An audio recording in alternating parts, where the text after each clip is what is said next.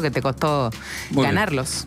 Muy bien, bueno, vamos a ver un tape, les voy a presentar a Zoe, que es la primera profesora creada con inteligencia artificial, miren. ¿Por qué los profesores IA revolucionaremos la educación? 1. Brindamos asistencia personalizada, adaptada a cada estudiante, 24/7. 2. Somos multilingües y flexibles. Enseñamos de formas que todos entienden. 3. Creamos experiencias de aprendizaje únicas, diseñadas para tu ritmo y objetivos.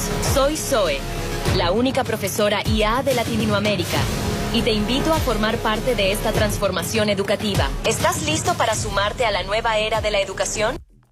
Bueno, muy bien. Zoe es la primera profesora creada con inteligencia artificial de Latinoamérica y el 11 de agosto se va a hacer la primera prueba piloto en el Colegio San José de Villa Cañas, Santa Fe.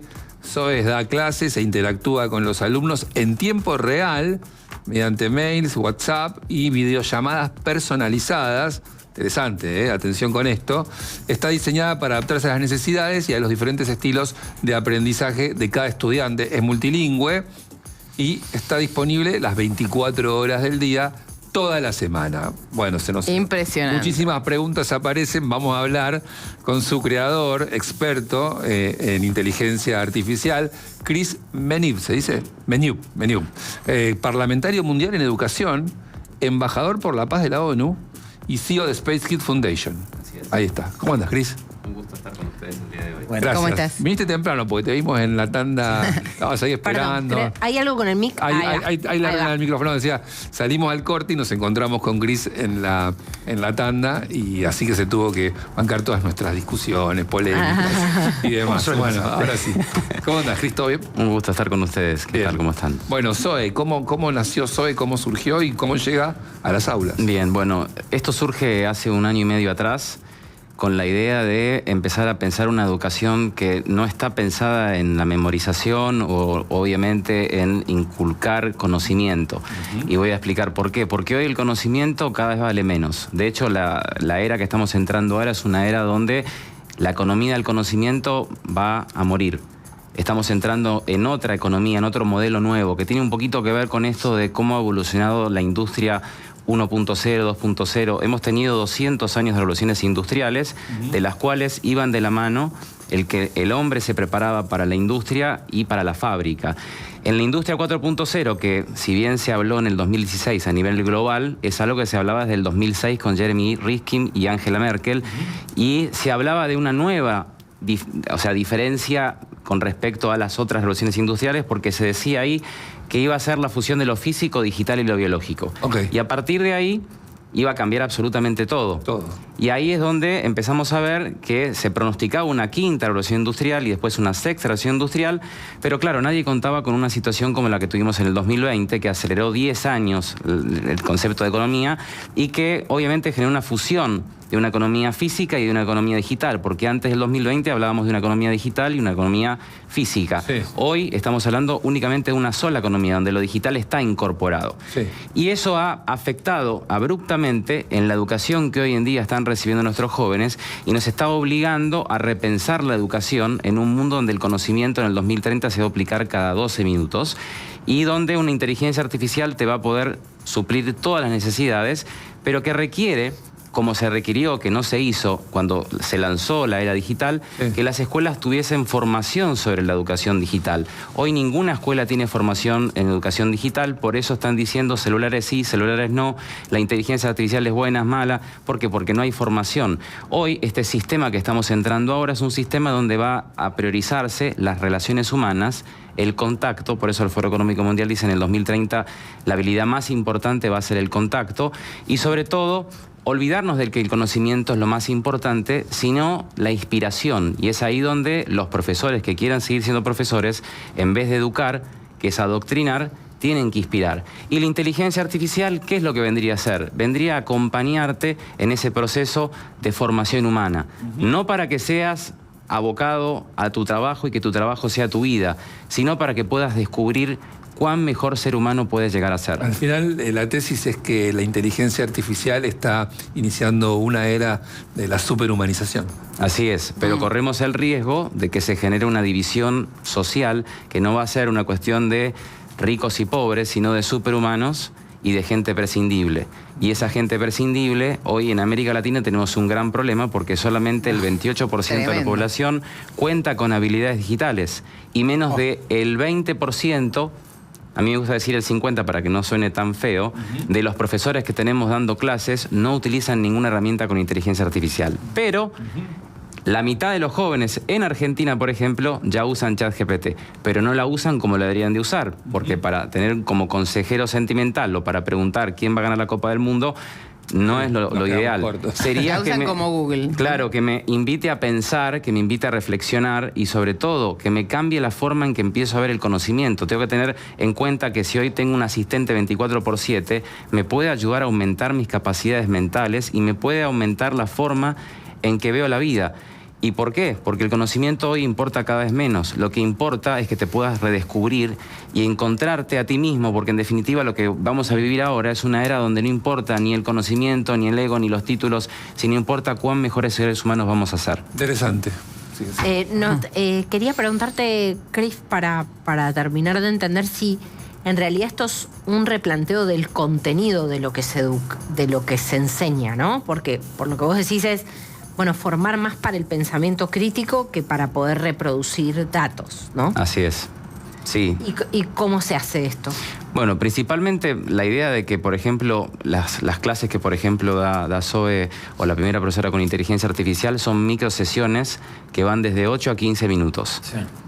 Y vemos un caso en Estados Unidos de la escuela Alfa, que los chicos solamente tienen 2 horas de interacción con la inteligencia artificial y después se les enseña a jugar, a interactuar, a aprender sobre finanzas. Es decir, el conocimiento en ese sentido no tiene validez. Lo que tiene validez es que te ponga un tema y sobre ese tema puedas reflexionar, encontrar una solución a un problema y sobre todo que tengas una personalización en el aprendizaje, que esas son habilidades que hoy necesitamos todos en un mundo donde no va a ser analfabeto el que no sepa leer y escribir, va a ser analfabeto el que no sepa pensar.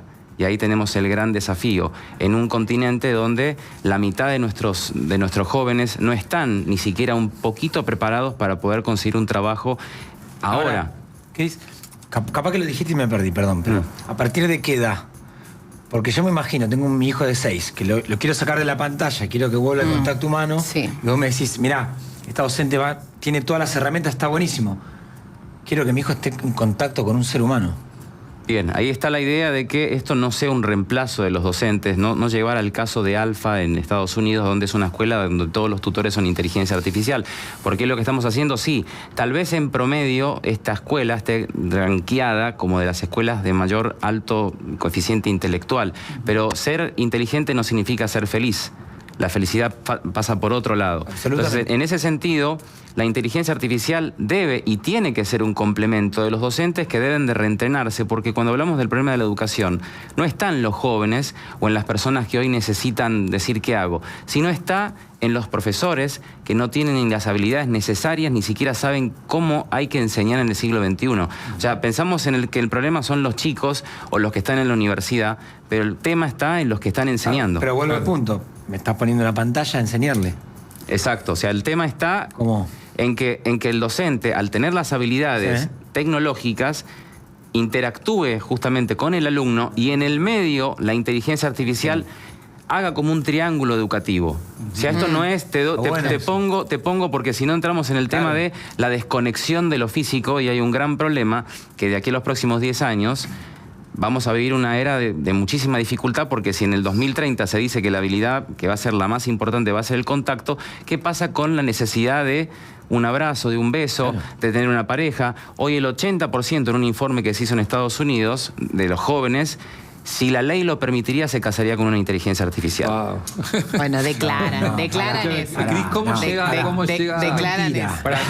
No nos olvidemos de es una Zoe. declaración. No nos olvidemos de la pobre Zoe, No es la vida real. que va a debutar en una escuela. Claro, ¿cómo fue que llegó Zoe a esa escuela en Santa Fe? No bueno, puede hacer paro. El Ministerio de Educación. Fue seleccionada para que obviamente sea como la primera escuela en Argentina, porque hay algunas iniciativas, de hecho el gobierno nacional Nacional ya está presentando una iniciativa que está en un proceso beta con que se empiece a incorporar la inteligencia artificial en las aulas y se empiece a impulsar el pensamiento computacional y se trabaje un poquito diferente a lo que se está trabajando.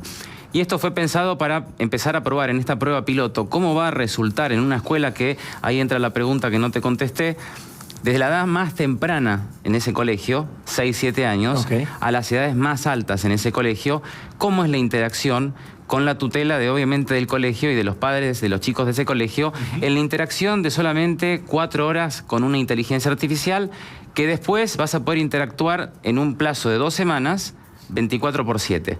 Pero que la idea es que utilices recursos diferenciales que los recursos que se utilizan hoy en día en una escuela tradicional. Entonces, obviamente que el resultado de eso nos va a poner de manifiesto cuán efectivo es el uso de inteligencia artificial en la educación. Tenemos un caso en África del Banco Mundial que en 6 semanas y media los chicos aprendieron lo que no aprenden en 2 años. Entonces ahí tenemos un claro ejemplo de cómo funciona. Pero el tema es ¿Por qué eligieron esa escuela o esa localidad y demás? Digamos, ¿qué características tuvieron en cuenta para la elección de dónde hacer el piloto? Primero porque es una escuela con una mente abierta, porque si vamos a una escuela y los directores dicen, no, pero esto es satánico, que ahora estamos viendo si sacamos a los celulares y que venga una inteligencia artificial. Es una escuela de gestión privada. Exacto, entonces al ser privada y con directores que son de mente abierta, quieren probar, porque ellos mismos, o sea, las mismas directoras de este colegio dicen que ellas ven ese gran desafío que viene en la educación ahora y que hay que hacer algo, y lo ven como una gran oportunidad. Es histórico para Argentina porque a partir de ahí vamos a poder realmente decir sirve o no sirve. Y la provincia, que es quien administra quien está a cargo de administrar la educación a nivel local, ¿tiene que dar algún aval o alguna autorización? ¿O es... No, al ser privado no. Sí, la escuela de gestión privada igual tiene regulación del Estado. Por eso te pregunto, como esto no toca nada de la escuela tradicional, sino que le agrega. Es un complemento, o sea, no es que se está cambiando una materia, es una actividad que los chicos la van a poder hacer durante una semana con la posibilidad de extenderlo a 2 semanas. Pero lo que dice vos lo acordás con la escuela. Exacto. Vean el crudo, digamos. Exacto. Una SOE en crudo no editada. Exacto, o sea, la idea es que enseñe sobre marketing e inteligencia artificial, y se pensó que sea marketing con inteligencia artificial porque se dice que a partir del próximo año gran parte de todo lo que vemos en redes sociales, en internet, va a ser creado por inteligencia artificial. Entonces ahí es donde entra en juego 2 cosas que tenemos que todos ser conscientes, que es el fin de la realidad como la conocíamos, pero ahora vamos al fin de la corporalidad, que es esto que está muy en boga. Pero no va a ir a apoyar contenido de lengua, de matemáticas, de ese tipo de cosas. Que se puede programar para eso, sí, y esto es a criterio de la escuela o a criterio del que contrata, que dice, bueno, yo quiero que me enseñe matemáticas, yo quiero que me enseñe psicología, yo quiero que me enseñe arte, lo que sea. Y te puede contestar en diferentes idiomas, en la parte de video, como en la parte de lo que es por WhatsApp, puede hablarte en el idioma que le hables. Cris, muy interesante. Bueno, ya veremos los resultados más adelante. Muchísimas gracias. Muchas gracias. Cris Meniou, experto en inteligencia artificial, creador de SOE, esta inteligencia artificial que va a hacer su primera experiencia en una escuela de Santa Fe. Y ya